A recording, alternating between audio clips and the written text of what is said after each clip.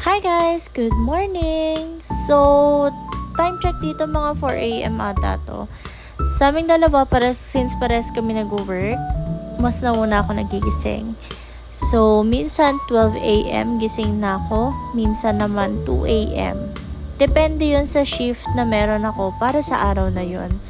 So, siya naman, ang gising niya, since ang client niya is taga New Zealand, ang tinatawagan niya is New Zealand, and ang umaga sa kanila mga 8 or 9 AM is 3 or 4 AM. So, kapag gising na ako, syempre mas nauna ako na nagigising sa kanya. Then, ang usual setup namin talaga is nasa kwarto ako, or siya naman ang nasa sala, or siya naman ang nasa kwarto, ako naman ang nasa sala. Ganun lang lagi. Pero ngayon, itong setup namin ito is bago lang. Kasi nag-invest kami ng mga lamesa, ng mga kung ano-anong bagay. Since nga, parehas kaming work from home para hindi na kami magkaiwalay mag-work. So, nag-live pa kami niyan sa TikTok. Nag-live din kami sa Facebook. Hindi ko alam kung bakit kami nag-live.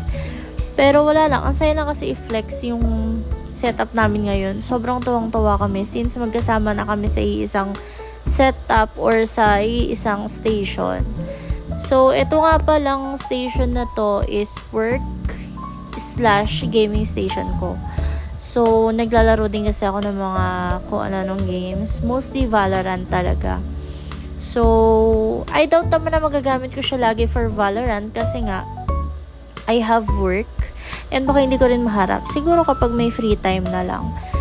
So, yan. Ang setup namin yan is coffee lang kami. Tapos, pinapakita ko yung nabili ko sa Shopee.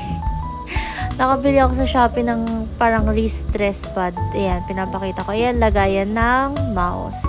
So, bumili ako niyan kasi para hindi kinakalyo yung, ayan o, yung lagayan ng sa kamay. By the way, ang work ko is chat support. Siya naman is cold calling or appointment setter. Meron siyang client for almost 3 years now. Taga New Zealand. And direct client siya.